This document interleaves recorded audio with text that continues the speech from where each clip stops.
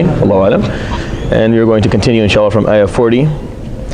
Today we will conclude the story, the second story within Surat AlKahf, the story of the two guys and the two orchards, Ashab al-Jannatain. And then we'll recite inshallah a number of ayat that comment on the story. So we recite some of the commentary. Now the commentary is quite long for this story, obviously, because the topic is extremely important. You talk about money, talk about wealth. It's the biggest influence in the world probably today, and was back then and probably will be forever. Wallahu ta'ala alam. Wealth and money. So what we've kind of established so far within the story is that two men and two orchards. One has two, and the other one does not.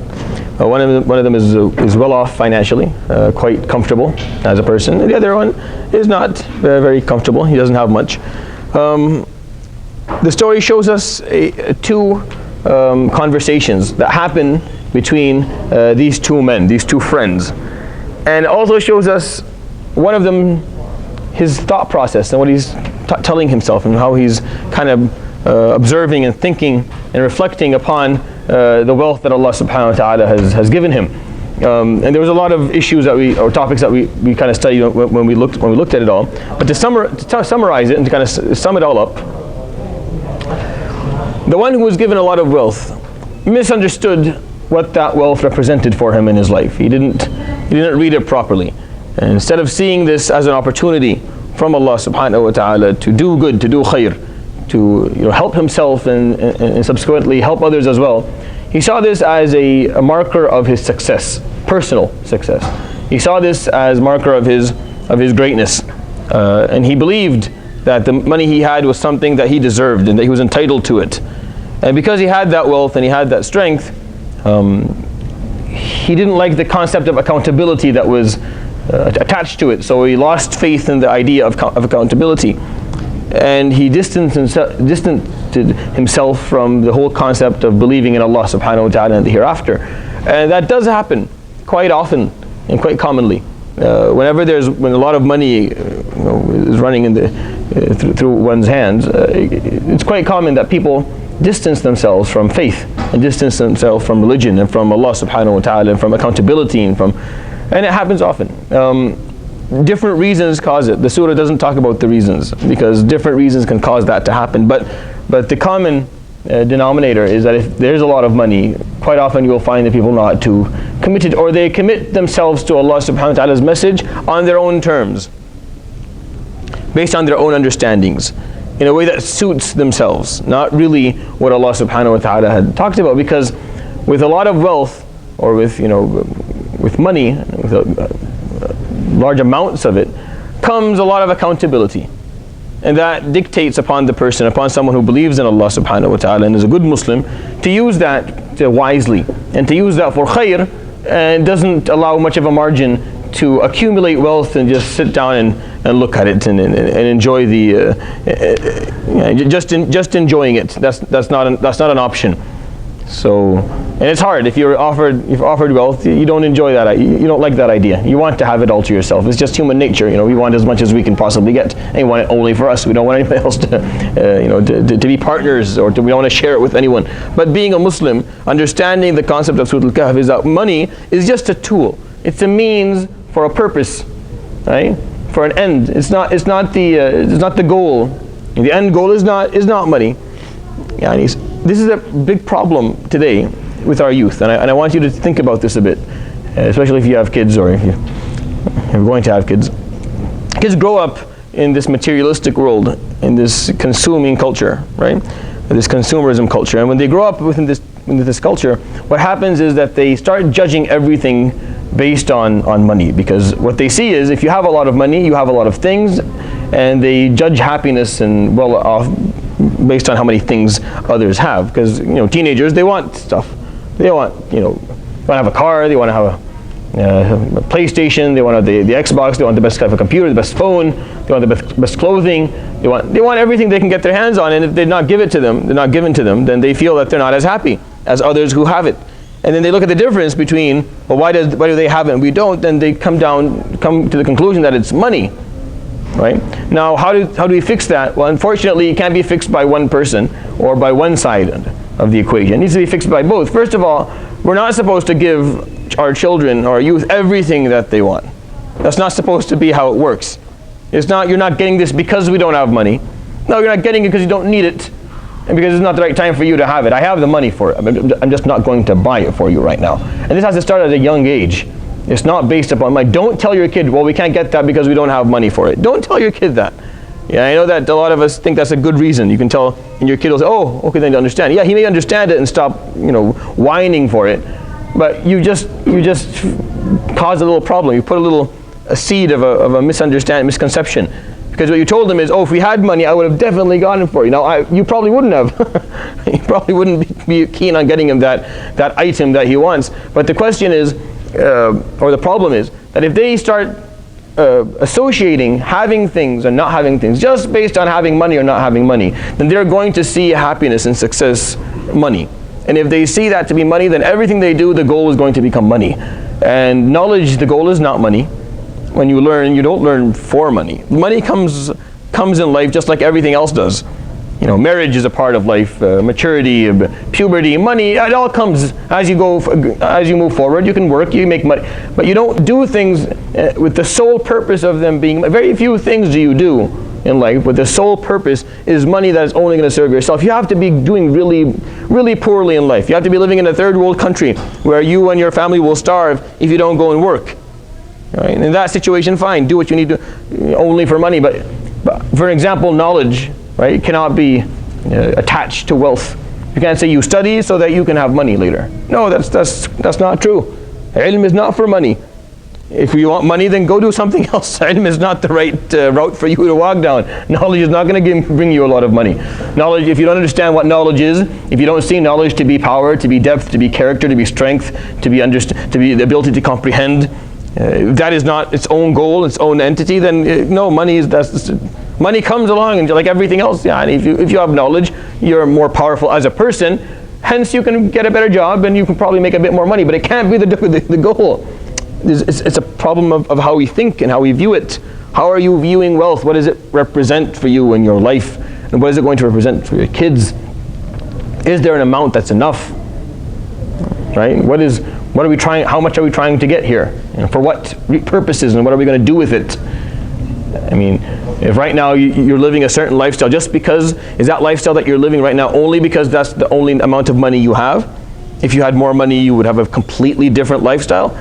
These questions you should think about, because they're attached very heavily to how Allah subhanahu wa ta'ala will judge you for your wealth later on. Like, what would you have done? What would you have done if you had more or less? What would have changed for you? And there is a minimum amount that you need, which is basically to keep yourself and your family clothed and fed, right, with a shelter on top of your head. But beyond that, then what? Where do we draw the line? How do we deal with it? So this guy didn't understand it. And we saw how they talked, and he explained to his friend that, I see money to be the marker of success. And I have more money and I have more wealth and I have more status than you. I'm better than you. I'm just, why are you? Stop giving me advice. You're not. Because he was apparently they were talking, and he must have maybe given him advice. Told him, you don't give me advice. Based on what are you giving me advice? I have more money than you, and I have more strength than you. You take advice from me. You don't know anything. I have more. Because told him. Yeah. Just when you compare the money with the knowledge. Yeah. But the Quran said that Rabbi zidni ilma. Sure. Rabbi zidni ilma. Yeah. That the target or the goal should be knowledge. Yeah, what I said was that when you obtain knowledge, the goal shouldn't be money. Yeah, no, the goal is knowledge. Yeah, but no, is it just knowledge? Is the goal knowledge? See, there is a way of thought. If you want to get it, we'll get into that inshallah when we talk about the third story. But al-ilm lil-ilm, if you ever heard of that, knowledge is for no, that's not true. Not for Muslims. Knowledge. Yeah, knowledge is for Allah subhanahu wa ta'ala. There's a purpose, because knowledge for knowledge is also problematic. We'll come to that inshallah very soon. Knowledge for knowledge also has a problem that surrounds it, in the way that you view it and the way that you deal with it. But I'm giving you an example where knowledge is a beautiful, has a noble cause attached to it for most people at least, right? to attach it to money, so the only point of it is money. Making money the goal of everything you do is the problem, is what I'm trying to get at. Money is a means for an end. It's not the end, right? You haven't achieved anything if, oh, I have money now. Okay, now you were given the tool. What are you going to do with this money that you're given the tool? Go ahead, show me what you're going to accomplish. What are you going to achieve with that? It's not the end. But for many people, it has become the end. Or it becomes a tool for an end that is very, very trivial. So the end that is going to be used with this tool, which is money, is just to accumulate more possessions. Just to buy more stuff. To sell my garbage car and get a better one. And none of these things are problematic, by the way, which is what the surah also the story also explains at the end of it. That it's not wrong for you to want to have more money and to strive to have more wealth. That's not problematic, as long as the understanding and the comprehension of what wealth is and what purpose it has is clear to you. But it's not wrong for you to be in a low socioeconomic status and try to raise yourself out of it or increase your income. That's fine.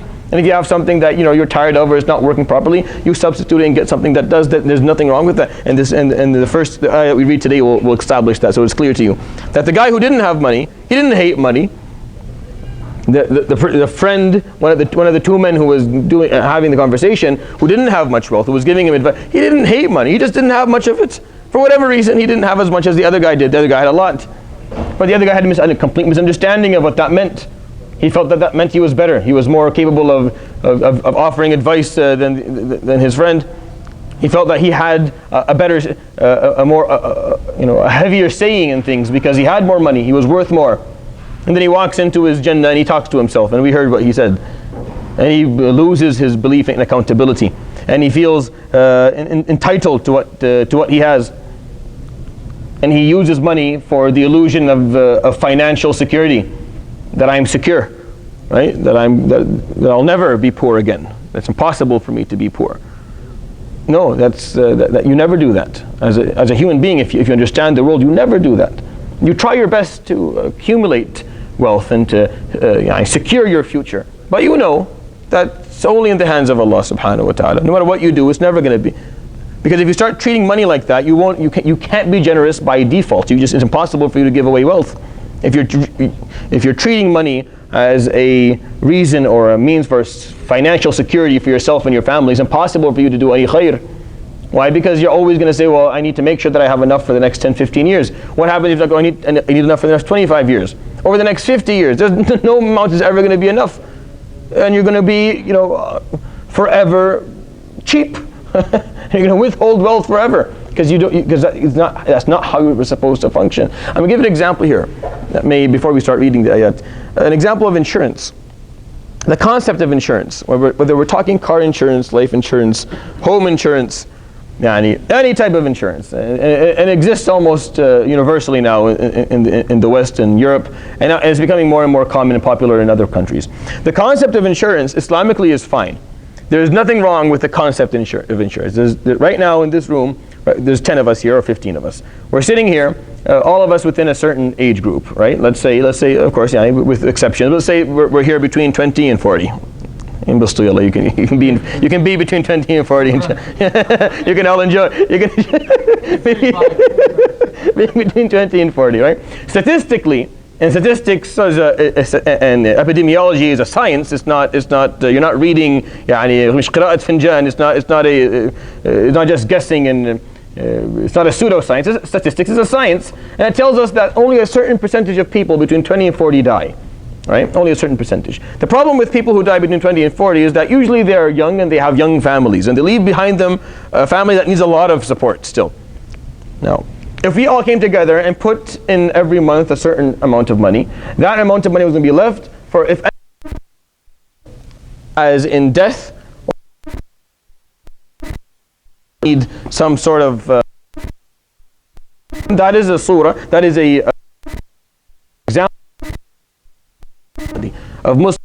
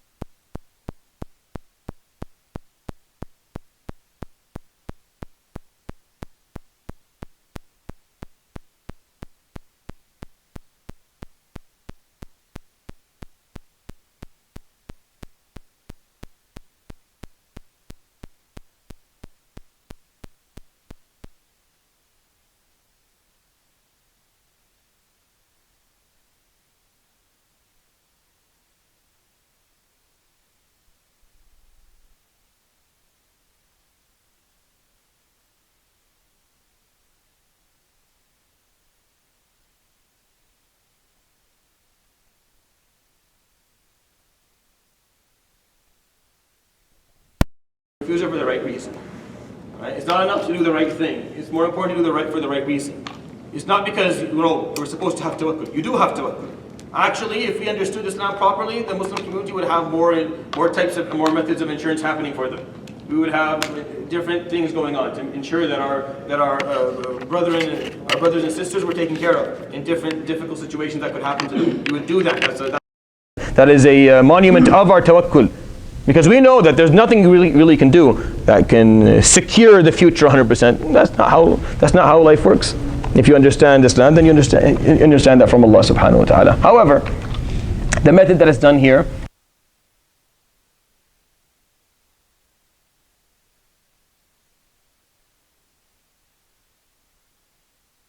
you say I don't want it, then it's your right to say you don't want it. And if you accept it, then you have the right to accept it as well. But the concept is important to be understood, that it's not problematic. It's the method. It's the fact that insurance companies aren't clean in the way that they function, and that a lot of the money that is paid does not go towards its proper purposes, and is used for personal interests. All right. We've established the concept of financial security, and then that it is an illusion. And if you use money for it, then you don't know. Then you've already lost tawakkul, which is what this man had done. His friend comes back to him, and they have another conversation. This time the friend is speaking, and he gives him advice. He tells him, have you lost faith in the one who created you from sand, from turab, to being the human being that you are right now? Meaning life went through so many different developments, and right now you're standing. How could you lose faith in that? How could you look at the world and lose faith in him subhanahu wa ta'ala? How could you do this? But I would never do that. لَكِنَّهُ وَاللَّهُ رَبِّي. I will never associate anyone with my Lord.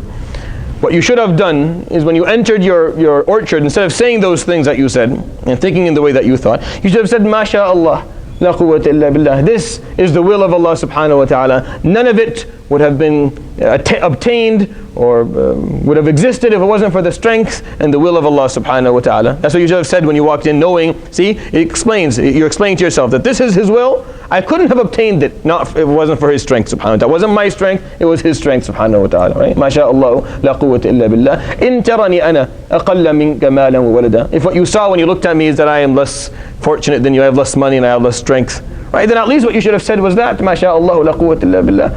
Refer this wealth and this blessing that you have to the one who gave it to you. And understand that this came to you through his will subhanahu wa ta'ala. Easily it could have not been with you, and easily it could be taken away from you. Instead of thinking, no, this will never end.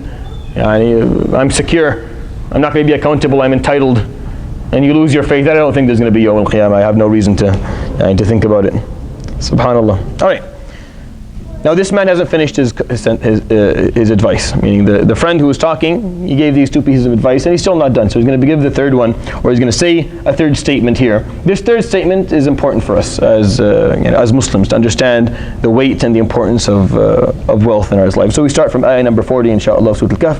أعوذ بالله من الشيطان الرجيم. أعوذ بالله من الشيطان الرجيم. بسم الله الرحمن الرحيم. بسم الله الرحمن الرحيم. فعسى ربي أن يؤتيني خيرا من جنتك. فعسى ربي أن يؤتيني خيرا من جنتك.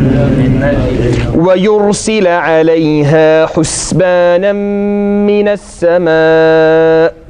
ويرسل عليها حسبانا من السماء. فتصبح صعيدا زلقا. فتصبح صعيدا زلقا. أو يصبح ماؤها غورا. أو يصبح ماؤها غورا. فلن تستطيع له طلبا. فلن تستطيع له طلبا. فعسى ربي. So it is very possible, or it's likely, that my Lord will do the following. Asa Rabbi is a word, the word asa is used commonly in the Quran. And asa is a verb that means something is likely to happen, very likely to happen. So fa'asa rabbi, it also has the concept of a wish or of a hypothetical situation. So fa'asa rabbi an yu'tiyani khayran min jannatik. It's likely that one day Allah subhanahu wa ta'ala gives me a Jannah better than yours, meaning an orchard that's better than what you have. Now he could be, the Mufassirin are two groups when they study this part of the surah. Some of them see that what he is saying and what's going to happen is here in dunya, and others see that what he is saying, what's going to happen in a second, is going to be fil akhirah, yawm al-qiyamah, which is what I side with, and I think to be much more likely here. Making dua for himself. Yeah, so he's talking about al-akhirah. He's making dua for himself. It could be seen as dua as well, right? It could be seen as dua as well. I mean, fa'asa rabbi, but I'm not sure. Like there's still, you'll see when we explain it, you'll see that it could be dua and it may not be dua. What I think it is, or what he is saying right now, what I think it is that he is explaining to this man the facts of life, really. That look, okay, you have money now and I don't, but I'm doing khayr way more than you. So what's likely to happen is, on the day of judgment, I get yu'tiyani khayran min jannatik, that I'm given as reward something way better than what you have right now. وَيُرْسِلَ عَلَيْهَا وَيُرْسِلَ عَلَيْهَا on your orchard, that he will send upon it husbana. Now the word husbana is a very specific word and has a very important meaning. It comes from the root hasaba, right? And husbana means that something that was destined. Something that was destined to happen. So he didn't say وَيُرْسِلَ عَلَيْهَا طَائِفًا or يُرْسِلَ عَلَيْهَا صَاعِقَةً, that he will send upon it some form of destruction. He said husbanan, and husbanan means a piece of destiny. A piece of destiny. A part of destiny is that إِنَّ اللَّهَ the hadith of the Prophet sallallahu alaihi wasallam, إِنَّ اللَّهَ أَقْسَمَ إِذَا مَا ارْتَفَعَ شَيْءٍ إِلَّا وَضَعَهُ. And there's nothing in life will become strong and high and admirable, and except he'll bring it down. It's just the fact of life. Nothing is continuously, forever, sustainably great. Right? It has good days and it has bad days, and this is just how history works. So what could happen, because right now I'm poor and you haven't, but you don't know, this is not how life works. You're using your money as financial security. You're thinking about it in the wrong way, but you see, time doesn't support your claim. What could happen, what's very likely to happen, is that I'm given one day something better than what you have, and then time or destiny or the natural development of life will be sent upon your Jannah. فَتُصْبِحَ صَعِيدًا زَلَقًا. Sa'idan, the word sa'id is used for a piece of land that has no ups and downs. Right? So there's no trees, there's nothing in it, it's just flat. Zalaqa, the word zalaqa in Arabic means if you slip. In zalaqa shay, if you slip, so that it's so flat that you slip on it. There's nothing on it. I mean, even the soil is not. You can't plant anything in it. It's become. People have been walking on it back and forth so long. Now it's become flat. You can slip on it almost. You can skate if you like, because it's useless. And if you've ever seen dirt soccer fields, you'll know what I mean. So a dirt soccer field, but there's nothing. You can't do anything on it. Like even after they change it, it's no longer a soccer field. You still can't do anything because the earth has been pounded for so long that it's useless. So is he making dua here, or is he explaining? I believe that he's explaining to him, because the nature of this man is not one of wanting to take revenge. Because if he was, then he wouldn't have come back in the first place to his friend, and he wouldn't have let him say to him what he said to him to begin with. He wouldn't give him the advice. Rather, it's more of an explanation. See, this is what happens, brother. This is what happens. Time moves on. And me, the poor guy who you don't think is worth anything, will change. And I will not be like that forever. Maybe in this dunya and maybe in akhirah. Right? And the Jannah that you have right now is not going to stay like that forever. Maybe not in your lifetime, but very soon it'll change. You'll be resurrected on the day of judgment, and you'll look at it and there'll be nothing left of it. Nothing stays forever. Stop using your wealth as means for you to have the illusion of financial security. Stop using your wealth as means for you to lose your faith in Allah subhanahu wa ta'ala. Stop using it as means to be arrogant, to look down on people, and to stop working for the sake of Allah. Stop using the wealth for that, because it doesn't stay anyway. It's temporary and it moves on. يعني لو دامت لغيرك ما وصلت إليك. Right? If it was, if wealth was permanent, then it wouldn't have ever arrived to you. It would have stayed permanent to the person before you. What you're owning right now was owned by someone else before you. If you go far enough back in history, it was owned by someone who's probably not even related to you. So why are we acting as if we're only here for 100 years? Is that what we think permanence is? 100 years? That's the amount of time. Let's say if you're really lucky, you lived 100 years where you're totally functional. Because the first 15 don't count and the last 10 don't count either. Right? So you have to live at least 125 and to get 100 years where you live. So let's say that stayed for 100 years. We know today that if a business lives for 100 years, they celebrate like crazy. If a country lives for 150 years, they make a big deal about it. It's not easy to live for that long. It's just the nature of how things work in this world for us as humans and for everything that's alive, and just this how the globe is. Nothing stays. So what you should understand is that instead of looking at this wealth that you have, you're allowing it to elude you. Right? It's showing you a mirage that is not true.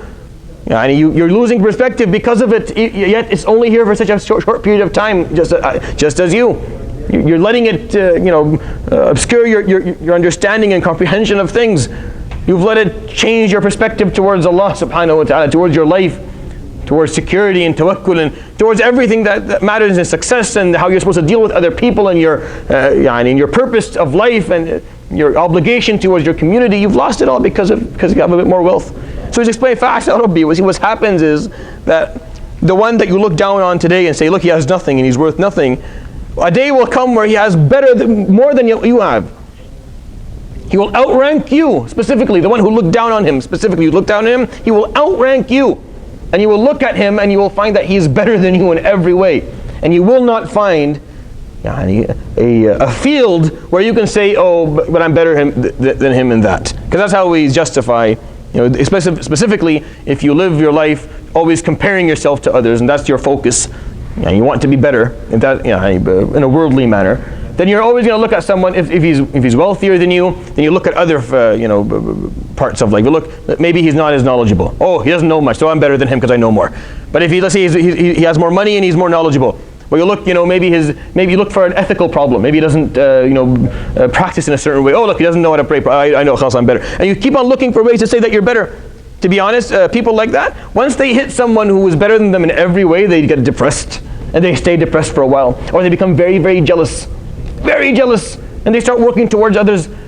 Actually, they try to bring them down, or they make up a flaw, something stupid, something that's not even a flaw. Just make something up. Oh, he says that this is halal or it's haram. He doesn't believe some simple thing in Islam that doesn't really matter. He knows it doesn't matter, but he can't deal with the fact that if you look what he's telling him, you look down on me, you think I'm less than you, because I already told him, أَنَا أَكْثَرُ مِنْ كَمَالًا وَعَزٌ أَفْرًا. No, don't tell me anything. I have more money, and I have more kids, I have more status, I'm better. So be quiet. So he did.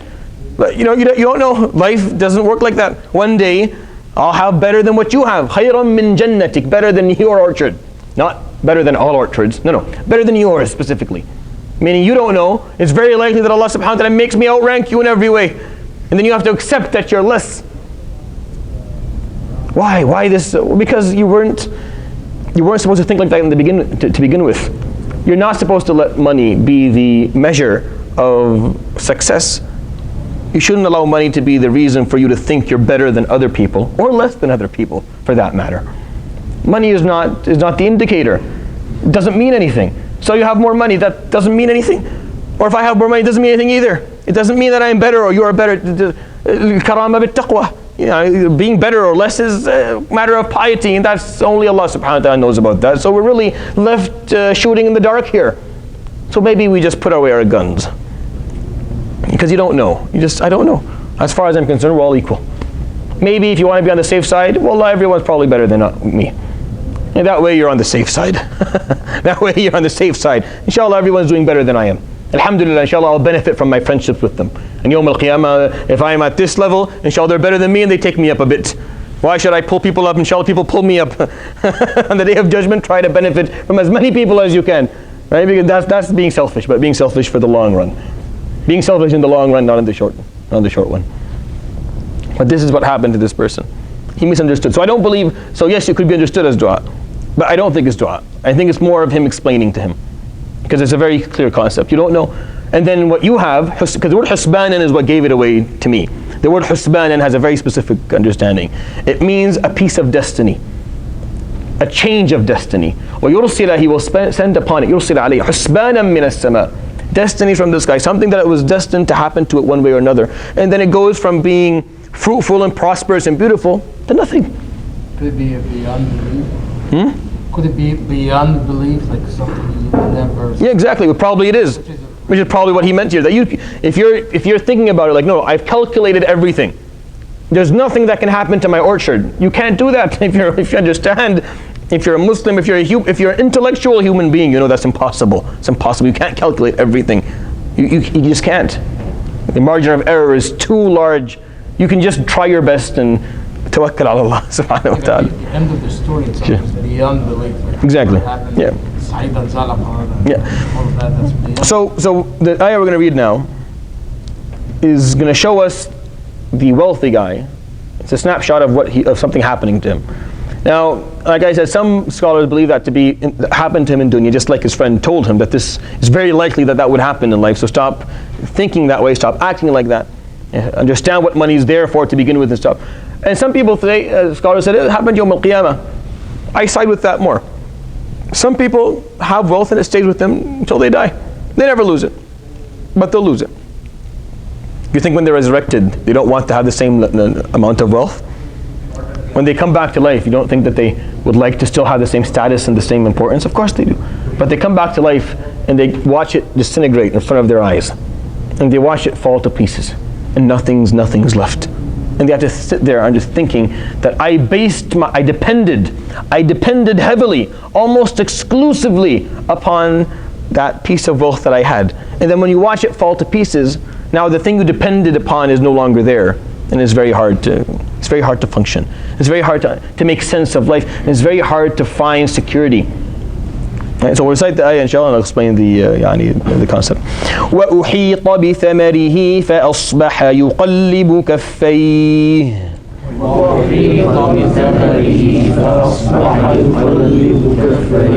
فأصبح يقلب كفيه على ما أنفق فيها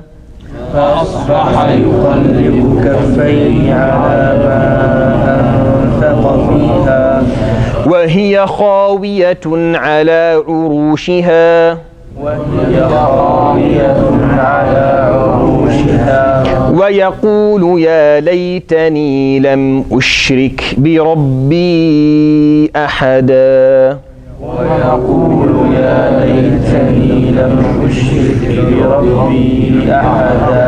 ولم تكن له فئة ينصرونه من دون الله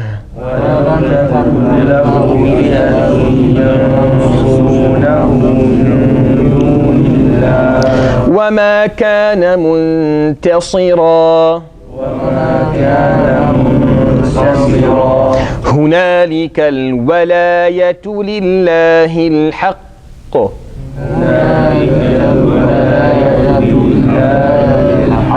So we pay attention to the fact that the word walaya, the waw has a fatha on it. So هنالك الولاية. Right? There are other qira'ah that say wilayah, but for us it's al-walayatu. And the word al-haq, if you were to continue the recitation, is going to be lillahi al-haqqi. And there are other recitations that say lillahi al-haqqu, and that making al-haq an adjective to al-walayah. But for us, it's for this qira'ah, it's lillahi al-haqqi. So it's هنالك الولاية لله الحق if you're continuous. هو خير ثوابا وخير عقبا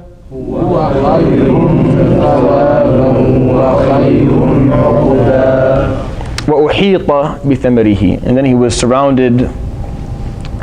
surrounded by the fruits of his orchard as it all fell to pieces.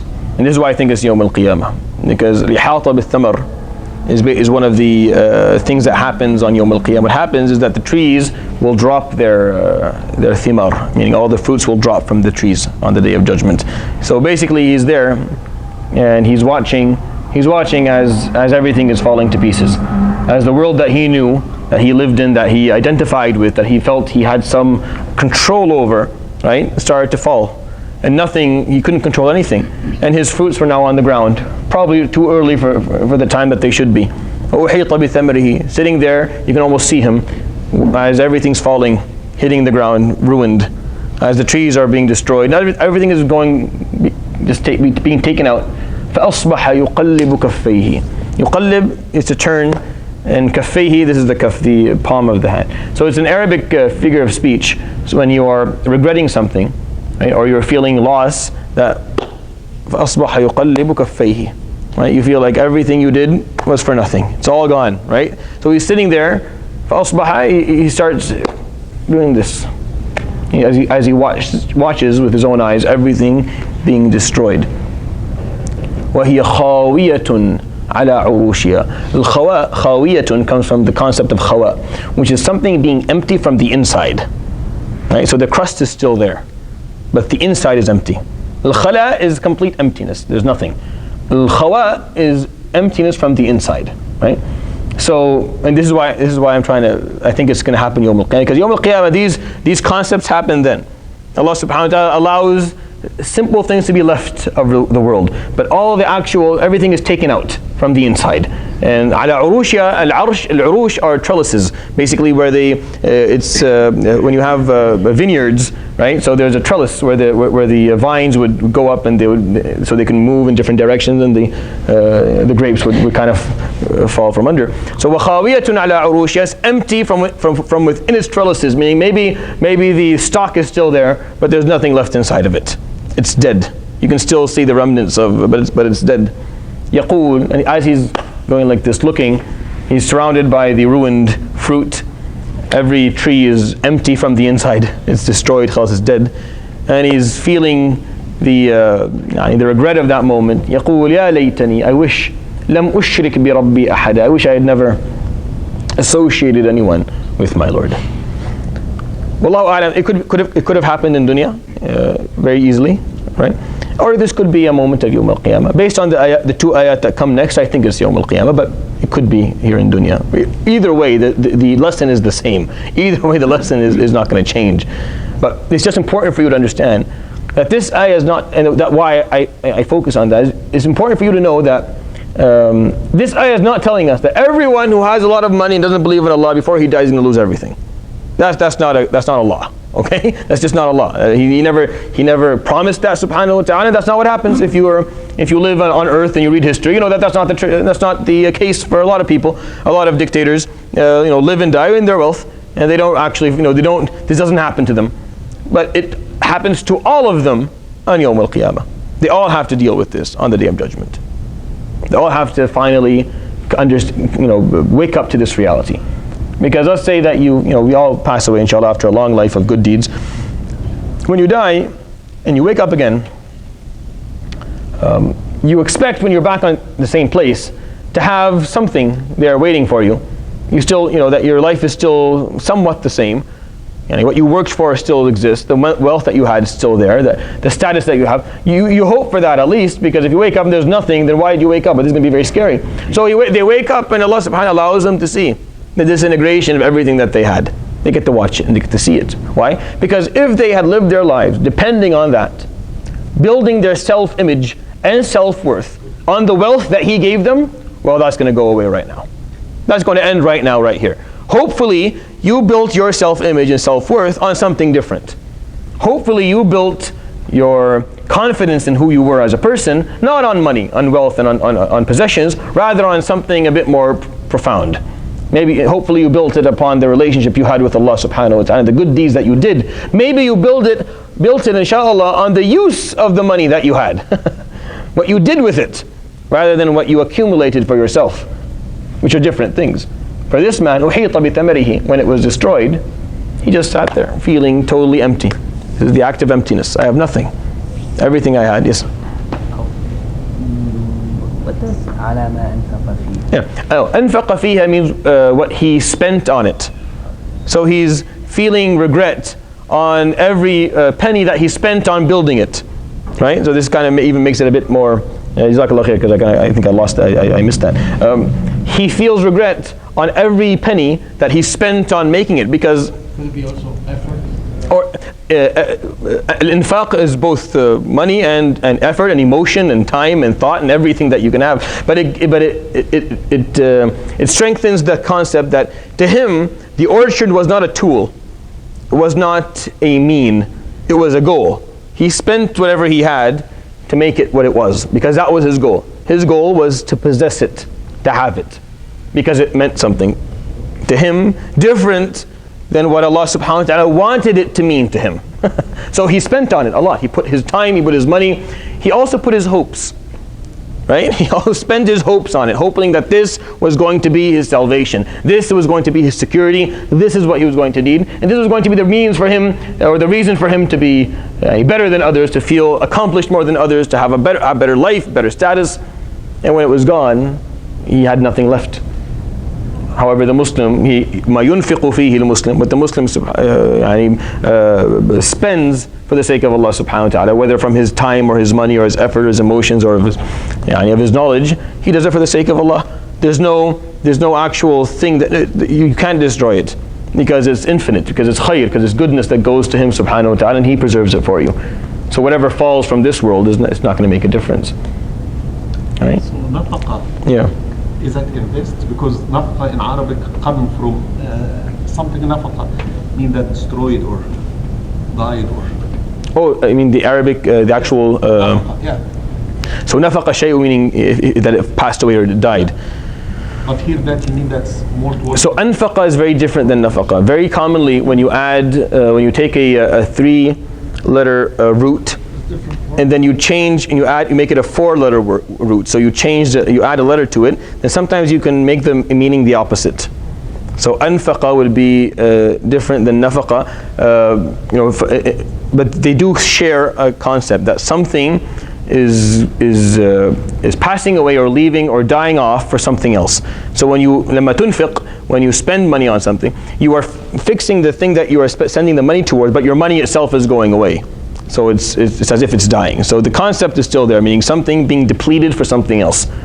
So nafaqa hayawan, so if an animal dies, so it passes away, but it's depleted. But however, it will go back to the earth, and then it will become of benefit. So that's the concept that exists in the root noon fa qaf, right? But the words are very different in their usages. Wallahu ta'ala alam. And that's a linguistic concept that will take some time. But what I want you to pay attention to here as well is that what he says at the end is, I wish I never did shirk. Right? That's what he said. I wish that I never performed shirk in my Lord. Right? Where is the shirk coming here? Right? Where is the shirk coming here? Yeah. Well, I told you that his friend told him, "Akathart? Did you lose your faith?" Yeah. He told him, "Did you lose your faith in your Lord?" Yeah. Yeah. Exactly. The shirk here was the money. You see, when money is built, when wealth is built up high enough, it stops becoming a tool. It stops becoming a mean for accomplishment. It becomes something that you associate with Allah subhanahu wa ta'ala. You say, well, that's impossible. If you understood tawakkul, when I explained, it won't be too weird to you. You see, if you're supposed to depend upon Allah subhanahu wa ta'ala.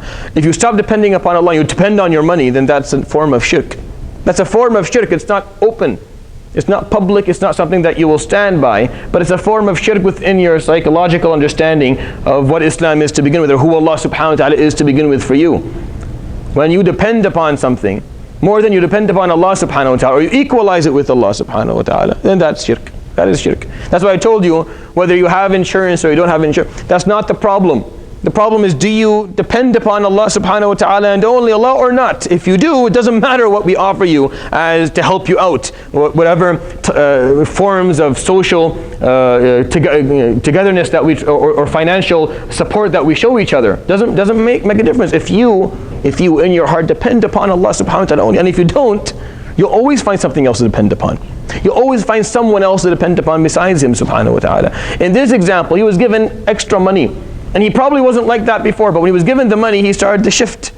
He shifted his dependence from being upon Allah subhanahu wa ta'ala. Of course, knowing that he has money and he's doing the right thing, making the right choices, growing his money, keeping enough for his and his family. But his dependence went from being upon Allah subhanahu wa ta'ala slowly to becoming upon his money. Then he explained it in those words. When he spoke, he explained that he feels entitled and he feels it's never going to go away. He has social insurance. Having that social security, the illusion of social security, is a form of shirk, even though it's not a public one, it's not an open one, but it's a form of shirk. Just like when you do something for the sake of someone else.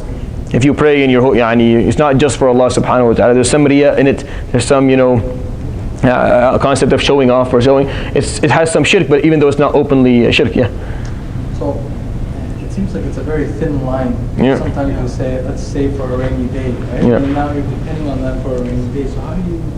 Good. Sure. What was your question? I was just equating that to like our modern day when somebody loses their job. Yeah. And they're all Awesome. making dua all the time, right? And Yep. then they get their job again, and then Forget about it. Yeah. Not to say every day we look at the end of the day, look at our sale, how much, so calculate. Sure. Okay. No, that's important. I was hoping that I would get that question. All right. So where do we draw the line? So this is why the whole surah, the whole point of the surah, or this story coming in this surah specifically, because this surah, if you remember, the point of it was talking about how you build societies, right? Why do you have wealth? What's the point of it? The point of it is to build. Is to build something for people. Is to build something for the group. Is to build something for the community, for the society, the civilization you're a part of. That's the point of it. When you have more money than what you need, right, then you start using it for that. You start finding ways to put it back, to pump it back into the economy of your society or your community to help build with it. If you save money and you're saving for yourself, that's not a problem, as long as you are not depriving yourself or stopping the effort that you should have to help others with. That's where you draw the line. As long as you have some contribution to your community, as long as you still see that the wealth you were given should be used to help the society grow, then you're fine. Even if you're putting away money, as long as you're using it for that. The problem with putting away wealth or accumulating wealth is when you stop contributing to the place you live in. When you stop actively trying to help within the ability that you have to actually help. That's where the problem is when you're putting away wealth to the point where you're no longer contributing positively towards growing the economy of the community that you live in. That is where you draw the line. That is a personal drawing of a line. Meaning I don't have a number I can give you. No one has a number you can give you. To be honest, there is no number that, Islam did not offer a number, nor did the Prophet ﷺ, nor did anyone ever offer a number. But as long as you understand what money is there for, you understand why Allah subhanahu wa ta'ala is giving you money. Right? And you understand that a portion of it is for me and my family, for my expenses, what I want to do in my life. And a portion of it needs to be put back so I can help my society and my community, then you're good. But it's when accumulating, putting away aside for a rainy day is stopping you or depriving you from actually giving back. That's where we draw the line. Unless, of course, you are barely making it. Unless, of course, you're barely getting through the month and you don't have any money. You're trying to put it. That's a different story. But beyond that, you start to see. It all comes from the view of money that you have, meaning how you understand it. What does money represent for you in your life? If the understanding of the comprehension of the concept is clear, then this is not going to be a problem. But if it is not, meaning you still don't view it like that, then it's always going to be a problem because nothing is ever going to be enough. And you're always going to be, if you're using it for financial security, that's what you want. Well, okay, explain to me what type of financial security. For how long do you want to be secure financially? For how many people? What is financial security to you anyway? What amount is enough? I mean, what is, you need to make sure for your kids? That they have a college, university education, that they get married, they have a house and a car, and you want to take care of their kids as well. It never ends. It never ends because, what about the kids of their kids? Take their care of them as well? Okay, put more in the bank then. It'll never end. But as long as you just understand that the people you're responsible, you take care of them, and you put your best effort in making sure that you can look in the future for them, you plan properly for them, you understand that money is supposed to be used for the community, you're going to be fine. Because you're going to keep on pumping it back in, which is the point. The problem with this guy is that he didn't. It was his. Anfaqa fiha, right? The concept that you got. He put money into it. He didn't use it to put it into the community. He put his wealth into it to make it even better, to serve him and only him. When you say, well, we always depend upon our money. Dependence is a mental issue. Dependence is something you feel or you think about. And that's something that a Muslim takes time to revise in his life. He revises it a lot. You're supposed to always or continuously think about the concepts that we brought up today. Meaning, does this money actually offer me financial security? can I actually depend upon it? Meaning, there's nothing that could go wrong today and tomorrow that would almost deplete my bank account immediately and put me in the need of way more for a very long time? Is there nothing that could happen right now that could throw me into the streets, me and my family, or make me in need of financial? Of course, there are many things that could happen. And because many things can happen, my dependence is upon Allah subhanahu wa ta'ala. Whatever He sends my way, I accept. And this money is a gift from Him subhanahu wa ta'ala. That allows me to function a bit better in my life, to get better things and to help others. And that's how you view it. And that's really the bottom line of how it's supposed to be. And yes, today in our consumerism culture and the way that we have a check at the end of each month, we start to depend upon waiting for that check so it gets into the bank account so you can finally look at it and say, alhamdulillah, now I have more and feel better about yourself. That's not haram to feel this. But you always need to revise. You have to always go back to the basics. You can measure it within yourself when you are trying to give to others. Exactly. You can feel how feel yourself. Yeah. Well, and when you look at the Prophet ﷺ's lifestyle and then teachings, you'll find that there were two different things a bit, to a certain extent. And you don't find that in his life, ﷺ. What he does is what he teaches. But when it came to money, he didn't leave anything in his home. He would always come back with nothing, and he would make sure that he lived the simplest lifestyle amongst all the Sahaba, and had the least number of possessions within his home. When he died, he left nothing for his kids. However, when the Sahaba came to do something similar, he would tell them no. وَكَانَ يَنْهَاهُمْ نَهْيًا صَرِيحًا صلى الله عليه وسلم. He would tell them no directly and clearly, that do not, من هديه صلى الله عليه وسلم, يعني أن يدع أحدكم ورثته بمال خير من أن يدعهم عالة على الناس يتكففون الناس أو عالة يتكففون الناس. The hadith means that for one of you to pass away, leave money for his inheritance, for his children, is better than he spends it all for the sake of Allah and then leaves them with nothing and they have to go ask for wealth. And when Sahaba would come and bring him like a sadaqah for something he was asking for, he would ask them, what have you left for your family? And if they told them nothing, he would send them back with half the wealth or 3/4 of the wealth. And he would tell them, if you're going to write a wasiyah within your inheritance, you want to write some money to a family member, to a friend or something, then don't go do more than a third. Leave the rest of it for your family. So the Prophet ﷺ's teachings was, no, you have to be smart with the way you deal with money, but don't depend upon it. Never depend on it. Dependence is a mental problem. It's something that happens in the heart and the mind. It has nothing to do with what you do. Right? Some people could have millions of dollars in their bank accounts, but they don't depend on it. Their tawakkul is fully on Allah. Another person could have $10 only in his life, and he depends on those $10. His dependence is on the small amount of money. The amount doesn't do anything here. It's a choice you make as a Muslim, right? But how you measure it, it's very simple. As long as whatever you're putting away is not causing you to fail in serving your community financially, then you're good. Put away whatever you need to put away. Prepare yourself. You have a plan, prepare enough money for that plan. Say you want to start a business. That business needs this amount of money. You put away that amount of money. You want to build a house. That house needs this amount of money. You put it away. This is all fine. But it's not depriving you from the ability to build. For you have a cap. You are not going to continuously accumulate because there's never going to be enough.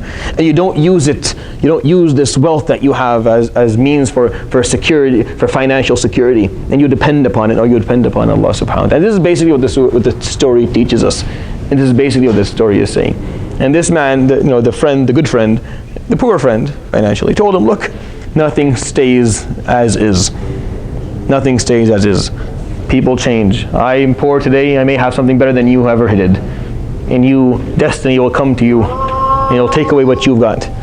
And there'll be nothing left, and that's how it is. And it happened to this man. Whether it happened to him in his life, or it happened to him Yawm al-Qiyamah, doesn't really matter. But there came a time where he sat around because he depended upon that wealth. That was the only thing that mattered to him. All his hopes, he bargained, his bet, he bet on that.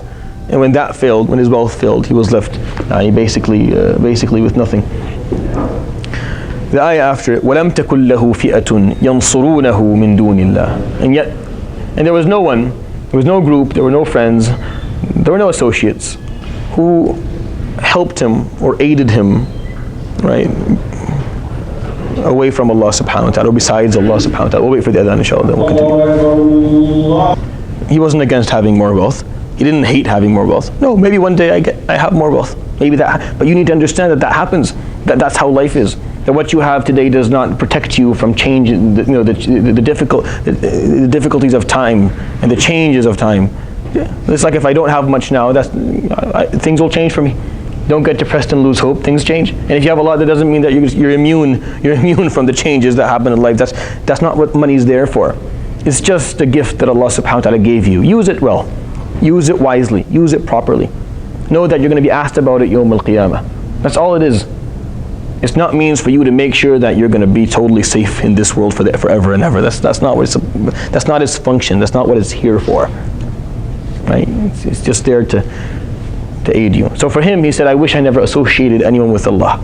I wish I didn't use money for that. I wish that I had actual tawheed, proper tawheed, and I didn't fall in shirk.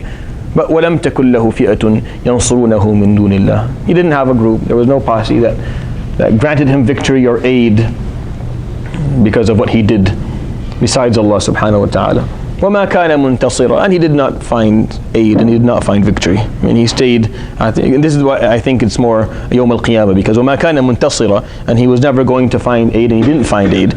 Right? In dunya, that's not what usually is said, because he always has the possibility to, because had he said this in dunya, right, it would have worked for him. If he said Ya laytani lam ushrik, then this is basically a tawbah from him and he's fixing his ways. But the Quran doesn't offer that. So Allah alam, what they're talking about is happening to him on the day of judgment. Wallahu ta'ala alam. That's what I believe it to be. Hunalika, and this is even to make it even clearer, Hunalika, on that day, on that moment, where all the illusions, all the mirages of what wealth is and what status is, when all that goes away, when all that is left is the truth of what Allah subhanahu wa ta'ala commanded and what Allah subhanahu wa ta'ala promised, hunalika, on that day, al-walayatu, true protection and true alliances and true strength, the different meanings of the word walaya, lillahi al-haq, are exclusively for Allah subhanahu wa ta'ala, the truthful, al-haq. It's a beautiful name. One of the names of Allah subhanahu wa ta'ala is righteousness. Al-haq is righteousness, and it's also one of Allah subhanahu wa ta'ala's names, because He is the truthful, because He is the essence of what is truth, because He is the one who dictates what is truth, and because He is the truth subhanahu wa ta'ala, and everything that word encompasses from different meanings. On that day, the only protection, the only alliance, the only aid, the only strength will be exclusively from Allah subhanahu wa ta'ala, the truthful. Huwa khayrun thawaba. He offers better reward. Wa khayrun uqba, and He offers better end results. Al-aqiba or al-uqb is the end result of something. Al-aqibatu, whatever is going to happen at the end. So He offers better reward, right? For if you persevere and if you're patient, and He also offers better end results. Meaning, and I love the word uqba here. It's one of my favorite little linguistic beauties. Because the end result for someone who sees money to be his ticket out of fear and his reason or to have financial security, right? We're all looking at the end result. Right? We want to know at the end we're going to be okay, right? At the end we're going to be okay. So when you depend on money, I'll depend on Allah. The end result is going to be better for me if I depend upon Allah subhanahu wa ta'ala. In contrast to you or someone else depending upon as much money as you can imagine. Billions and billions of dollars. I'm talking, he owns countries. He bought a whole country and then moved everyone out and it's his. And yet, depending upon Allah subhanahu wa ta'ala gives you better end results. It's a better way to get an end result.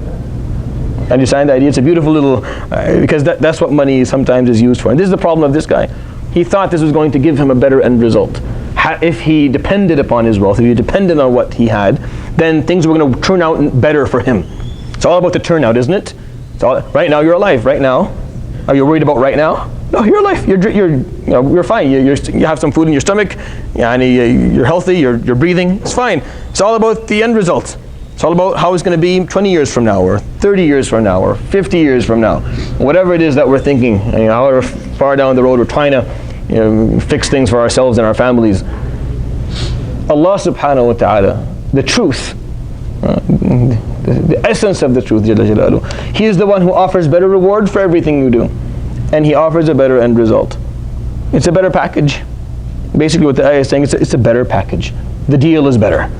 Depend upon Allah subhanahu wa ta'ala, not upon your wealth. Use the wealth for what He wants you to use it for. View it the way He wants you to view it. You'll get better reward, you'll get better end result. Use the money for something different. See it differently, deal with it differently, and it won't. What will happen to you is exactly what happened to him.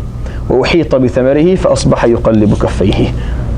May not in dunya, and this is important. I think that's why I like to focus a bit on it being Yawm al-Qiyamah. Because yes, let's say you're lucky and you live throughout this life as let's say your end result was I want. I need to make sure that I live the 60 years in total financial leisure. And I'm in luxury. Okay, fine, go do that.